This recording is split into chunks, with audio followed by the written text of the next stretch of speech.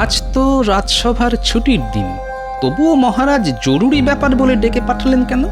কোনো বিপদ আপদ হলো না তো? দেখি গিয়ে।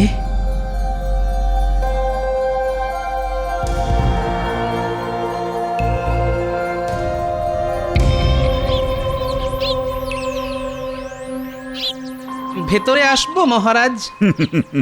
আসবে বই কি, অবশ্যই আসবে। এইখানে বস। সে না হয় বসছি, কিন্তু এমন করে ডেকে পাঠাবার কারণ? কারণ আছে বই কি, গুরুতর কারণ আছে। কি কারণ মহারাজ? এলেই বুঝতে পারবে। রানী শুনছো, গোপাল তো এসে গেছে। আসছে।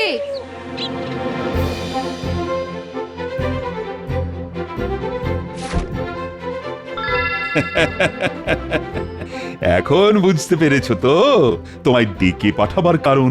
আম আস্বাদনের নিমন্ত্রণ। বাহ, খাসা ব্যাপার। তাহলে আর হাত গুটিয়ে না বসে থেকে শুরু করে দাও, দেখি আমাকে হারাতে পারো কিনা।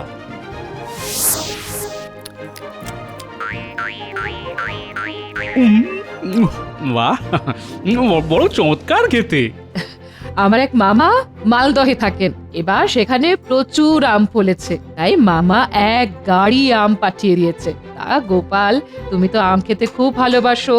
আরে সেই জন্যই তো তোমায় ডেকে পাঠানো। আপনাদের ভালোবাসা আর আন্তরিকতায় আমি ধন্য মহারাজ। নাও নাও নাও, আর কথা না বলে আম খাও। তোমরা তাহলে খাও, আমি রান্নাঘর থেকে আসছি। তবে লজ্জা করো না গোপাল, পুড়িয়ে গেলেই বলবে, আমি আরো আম পাঠিয়ে দেবো। নাও নাও খাও।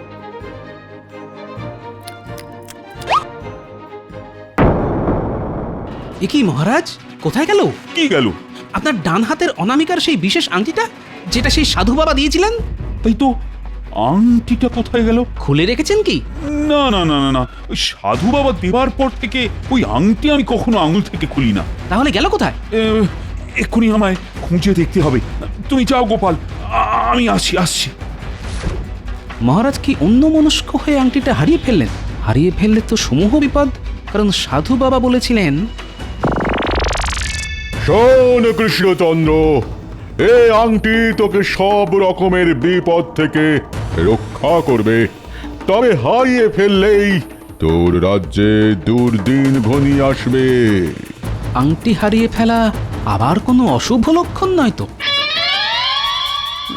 কোথায় কোথায় গেল সেই আংটি?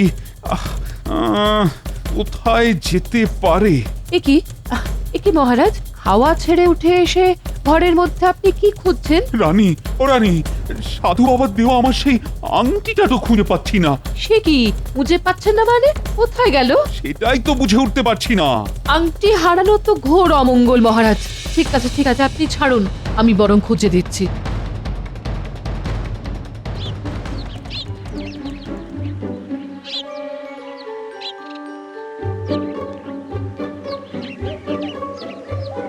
কিরে বেটা, আজ এত দেরি করলি কেন? এদিকে মহারাজের চান তো হয়ে গেল। কি করবো প্রহরী দাদা, ঘরে বউটার যে ঝুম জ্বর, সব দিকে সামলে আসতে তাই দেরি হয়ে গেল। যা যা যা, তাড়াতাড়ি গিয়ে মহারাজের চান ঘর পরিষ্কার করে দে। আর শোন, কাল যেন এইরকম দেরি না হয়। আর কখনো এমন কি হবে না গো প্রহরী দাদা। ঠিক আছে, যা।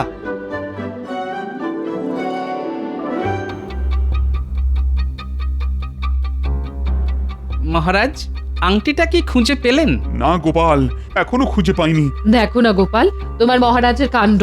এত ভুলো মন, কোথায় যে খুলে রেখেছে কিছুতেই মনে করতে পারছে না। এখন যদি খুঁজে না পায় তাহলে কি হবে বলো তো? সেই সাধু বাবার কাছে যেতে হবে। কিন্তু ওটা তো মন্ত্রপুত আংটি ছিল। আংটি হারিয়ে ফেলেছি শুনলে সাধু বাবা যদি রেগে যান। এখনই অত 7-5 কথা ভেবে মাথা খারাপ করবেন না তো। বাড়ির মধ্যে থেকে আবার কোথায় যাবে আংটিটা? খট করে কিসের শব্দ হলো না?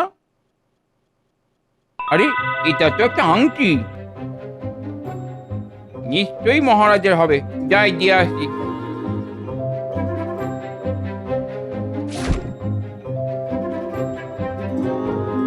সারা ঘর তো তন্ন তন্ন করে খোঁজা হলো, তার মানে ঘরে নেই। প্রহরী, প্রহরী, বলুন রানীমা। শোনো, মহারাজের একটা আংটি হারিয়ে গেছে। সকলকে নিয়ে সমস্ত রাজবাড়ি, বাগান সব খুঁজে দেখো, সব। যে খুঁজে আনতে পারবে তাকে পুরস্কার দেওয়া হবে। যাও। যথাজ্ঞা রানীমা।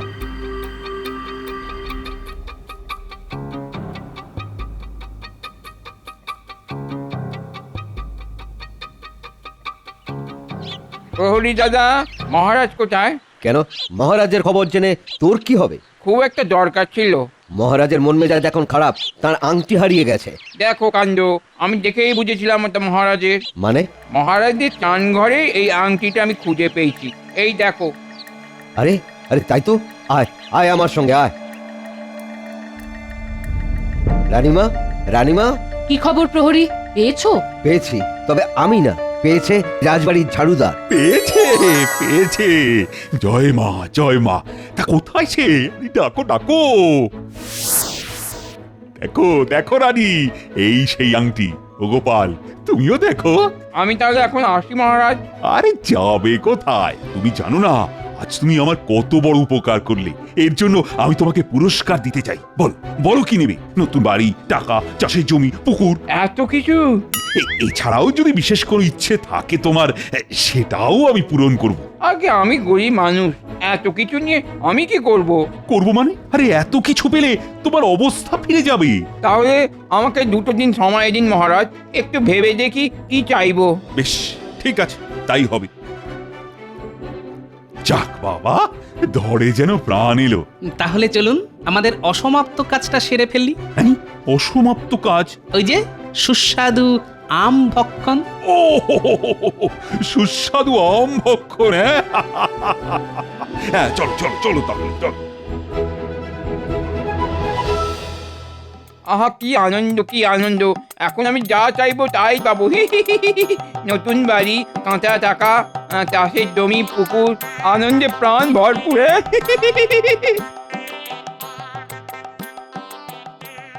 আরে রাজবাড়ির ঝাড়ুদার এমন দুহাত তুলে নাচতে নাচতে আসছে কেন? আরে এই বেটা, এই! পেন্নাম হই মন্ত্রী মশাই, আজ আমার বড় আনন্দের দিন। তা সে তো তোর দুহাত তুলে নাচা দেখেই বুঝেছি, তা আনন্দটা হলো কিসে? আর বলবেন না মন্ত্রী মশাই, আজ যে কার মুখ দেখে উঠেছিলাম। আরে আসল কথাটা কি বলবি? না বললে সেটাও বলে দে, আমি চলে যাচ্ছি। হ্যাঁ বলছি বলছি, জানেন আজ আমাদের মহারাজের আংটি হারিয়ে গিয়েছিল। আংটি হারিয়ে গিয়েছিল? এক মন্ত্রী মশাই, আর বলবো কি, ওনার চান ঘর থেকে আমি সেটা কুড়িয়ে পাই। আর কি বলবো, সেটা পেয়ে মহারাজ খুশি হয়ে আমাকে কত কি দেবেন বললেন। নতুন বাড়ি, টাকা, চাষের জমি, পুকুর, মনের বাসনা। আর এসব শুনে আমি তো যাকে বলে একেবারে মেরে গেছি। সামান্য একটা আংটি খুঁজে যাবে তিনি এত কিছু। তা এসব নিয়েছিস? দেখো কথা, এত সব নিয়ে আমি যে কি করবো সেটাই তো মাথাতে এলো না। তাই মহারাজের কাছ থেকে 2 দিন সময় নিয়ে বাড়ি চলেছি। ঠান্ডা মাথায় ভেবে কিছু একটা ঠিক করব। ঠিক আছে, তুই যা।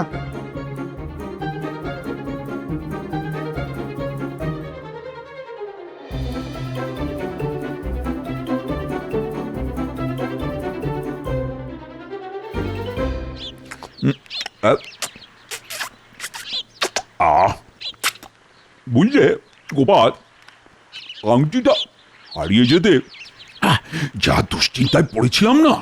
সেটাই তো স্বাভাবিক মহারাজ, সাধু বাবার মন্ত্রপুত আংটি বলে কথা। মহারাজ, এ কি শুনলাম? আপনার সেই বিশেষ আংটিটা নাকি হারিয়ে গিয়েছিল? গিয়েছিল, আবার ফিরেও এসেছে। দেখছেন না, তাই তো আমরা মনের সুখে আম খাচ্ছি। তুমি আম খাবে নাকি মন্ত্রী? খুব ভালো জাতের আম। না মহারাজ, কদিন ধরে পেটটা ভালো যাচ্ছে না। আপনার তো খাবার পেটটা ওইটুকু, ঠিক যেন ইঁদুরের মতো। তার আবার ভালো আবার মন্দ। মুখ সামনে কথা বলো গোপাল। মনে আছে একদিন শখ করে হাতির পিঠে চড়েছিলাম বলে তুমি ঠেস মেরে বলেছিলে হাতির পিঠে ইঁদুর চড়েছে? এ বাবা, সেই রসিকতা আপনি এখনো বলেননি দেখছি। রসিকতা হলে ভুলে যেতাম, কিন্তু আমি স্পষ্ট বুঝেছিলাম যে আমাকে অপমান করার জন্যেই তুমি সর্বসমক্ষে কথাগুলো বলেছিলে। সে তো আপনিও আমাকে যখন তখন কত কিছু বলেন, যেমন টেকো, পেট মোটা, আরো কত কি। আমি কি সেগুলো মনে রেখেছি নাকি মন্ত্রী মশাই? তুমি তো আসলে ভাঁড়, আর ভাঁড়েদের গায়ের চামড়া একটু মোটা হয়, তাই মনে রাখুনি। কিন্তু আমি ভদ্রলোক, মানে অপমান জ্ঞান আমার টনটনে। মন্ত্রী, কি শুরু করলে বলো তো? গোপাল তো কথার কথা বলেছে, তা সেই নিয়ে তুমি আবার পায়ে পা তুলে ঝগড়া করতে শুরু করে দিলে কেন? বাহ মহারাজ, আপনি তো দেখছি গোপালের দিকেই ঝোল টেনে কথা বলছেন। ঠিক আছে, আমি আসছি। আই মন্ত্রী, শোনো শোনো। যা চলে গেল, মহারাজের কাছ থেকে আশকারা পেয়ে না গোপাল দেখছি এমন মাথায় চড়ে গেছে যে লঘুগুরু জ্ঞানটা অবধি হারিয়ে ফেলেছে। দাঁড়াও, সুযোগ পেলে এমন ব্যবস্থা করব যে কেঁদে কুল পাবে না। কিন্তু কি করা যায়, কি করা যায়, কি করা যায়? হ্যাঁ হ্যাঁ, মাথায় এসে গেছে। তাহলে আর দেরি করা কেন, যাই একবার ওর বাড়ি যাই।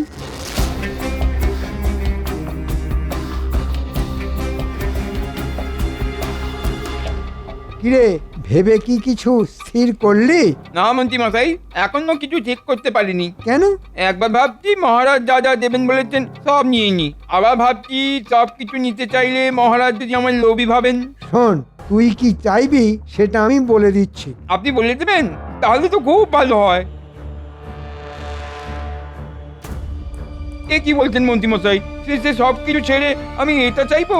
হ্যাঁ, এটাই চাইবি। কিন্তু তাহলে আমার বাড়ি, জমি, টাকা, পুকুর? ও সব তোকে আমি দেব। দেখ না, কালই তোর বাড়িতে আমি ঘরামি পাঠিয়ে দেব।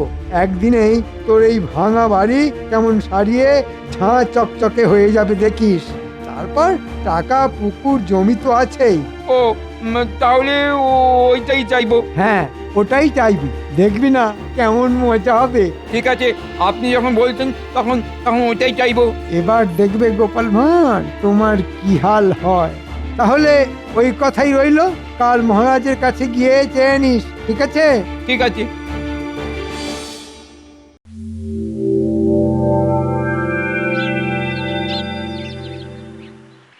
মহারাজ, আরে এসো এসো, বলো ভেবে কি ঠিক করলে? মহারাজ, আমার মনের মধ্যে একটা বাসনা আছে, এইটা যদি আপনি পূরণ করে দেন তাহলে আমার আর অন্য কিছুর দরকার নেই।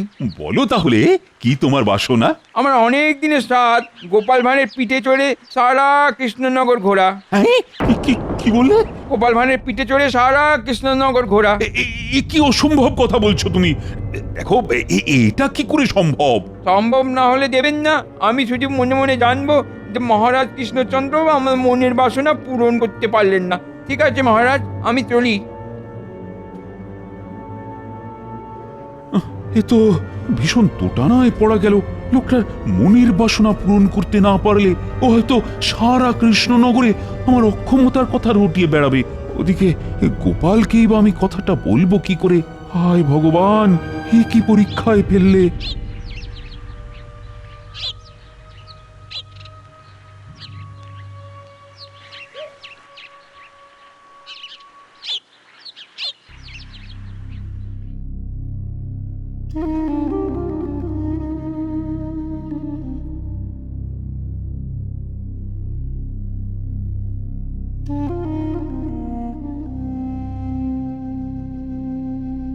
নিন, জল খাবারটা খেয়ে নিন মহারাজ। খাবো না, খাবো না রানী, খাবো না। আমার এখন কিছুই ভালো লাগছে না। কেন? যাকে আমি অত কিছু দেব বললাম সে সব কিছুই না চেয়ে এক অদ্ভুত বায়না করছে। কি? তার নাকি একটাই মনের বাসনা। কি বলবো, সে নাকি গোপালের পিঠে চড়ে সারা কৃষ্ণনগর ঘুরে বেড়াতে চায়। কি বলছেন কি আপনি? ঠিকই বলছি রানী, তাই তো আমি চিন্তায় চিন্তায় অস্থির হয়ে যাচ্ছি। বুঝতে পেরেছি, এখন গোপালই আমাদের একমাত্র ভরসা। কিন্তু এই কথাটা গোপালকে আমি বলবো কি করে বলো তো? ঠিক আছে ঠিক আছে, আপনি বলতে না পারলে আমি ওকে ডেকে বলবো। দেখবেন মহারাজ, গোপাল ঠিক একটা উপায় বের করবে। ঠিক। দেখো তাহলে, আমার মাথায় তো আর কিছুই আসছে না।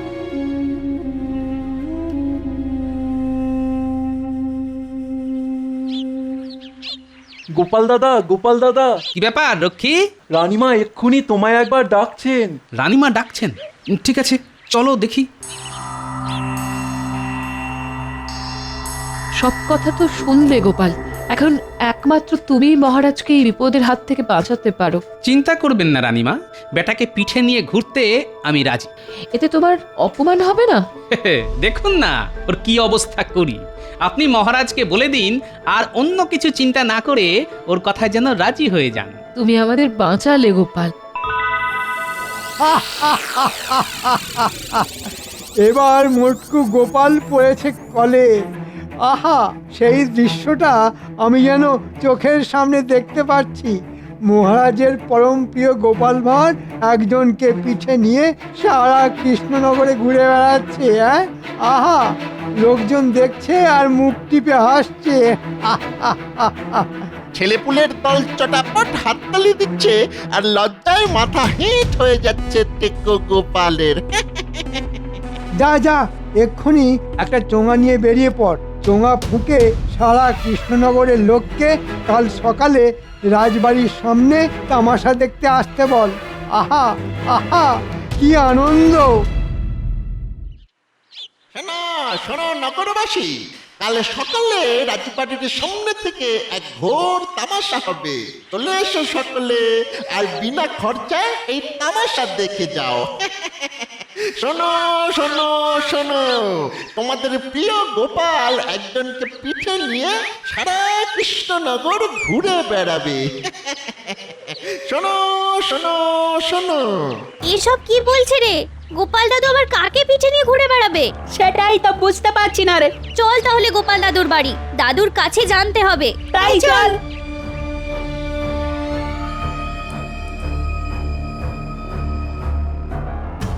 দাদু, রাস্তায় চোঙা ফুঁকে এসব কি বলছে? তুমি নাকি কাল কাউকে পিঠে নিয়ে সারা কৃষ্ণনগর ঘুরে তামাশা দেখাবে? ও মা, এইসব আবার বলছে নাকি? তাহলে চলে আয় কাল, দেখবি এক জব্বর তামাশা। তুমি তাহলে সত্যি একজনকে পিঠে নিয়ে ঘুরে বেড়াবে? না না, সেটা খুব খারাপ দেখতে লাগবে। আরে এখনই এত উতলা হচ্ছিস কেন? দেখ না কাল কি হয়। কি হবে মানে? ওরে বাবা, তোদের প্রশ্নের জ্বালায় তো দেখছি মাথা খারাপ হয়ে যাবে রে আমার। যা বাবারা, এখন তোরা যা। তবে হ্যাঁ, কাল সকালে রাজবাড়ির সামনে আসতে কিন্তু ভুলিস না। আর যাকে পারবি তাকেই নিয়ে আসবি, ঠিক আছে? কি জানি বাবা, তোমার মনে কি আছে? আসুন আসুন আসুন, যে যেখানে আছেন আসুন, হেঁটে আসুন, দৌড়ে আসুন, পড়ে গেলে গড়িয়ে গড়িয়ে কিংবা হামাগুড়ি দিয়ে আসুন, তবু আসুন আর এসে কালের শ্রেষ্ঠ তামাশা দেখে চোখ সার্থক করুন। আসুন আসুন আসুন। ও মা, এ কি কাণ্ড! গোপালের মাথা কি হলো লন্ড ভন্ড? না হলে কি কেউ যেচে একজনকে পিঠে নিয়ে সারা কৃষ্ণনগর ঘুরে বেড়াতে রাজি হয়? আসলে গোপাল যা করছে তা সবটাই আমার মুখ বাঁচাতে। মহারাজ, আমি এসে গেছি। তাহলে এবার আমার মনোবাসনা পূরণের ব্যবস্থা করুন। আরে বেটা, তোর আবার মনোবাসনা পূরণ হবে কি রে? তুই তো আমার দাবার ঘুঁটি। আসল মনোবাসনা তো পূরণ হবে আমার। আহা আহা, আজ আমার কি আনন্দের দিন! মহারাজ, এবার আমি গোপাল ভাঁড়ের পিঠে চড়তে পারবো তো? হ্যাঁ হ্যাঁ, পারবে পারবে। গোপাল, আমি প্রস্তুত মহারাজ। আয় ভাই, এবার আমার পিঠেও। সারা কৃষ্ণনগর তোকে পিঠে করে ঘুরে বেড়াই। হায় ভগবান, এই দৃশ্য আমি সহ্য করব কি করে?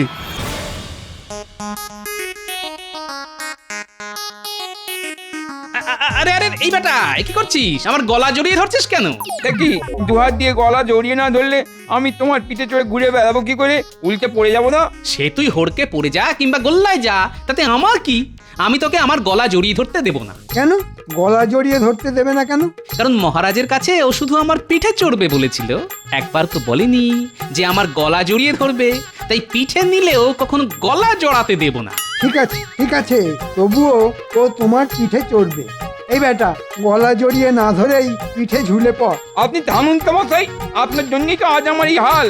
মানে বিশ্বাস করুন মহারাজ, আমার বাড়ি গিয়ে মন্ত্রী মশাই আমার কানে এই মন্ত্র দিয়েছিলেন।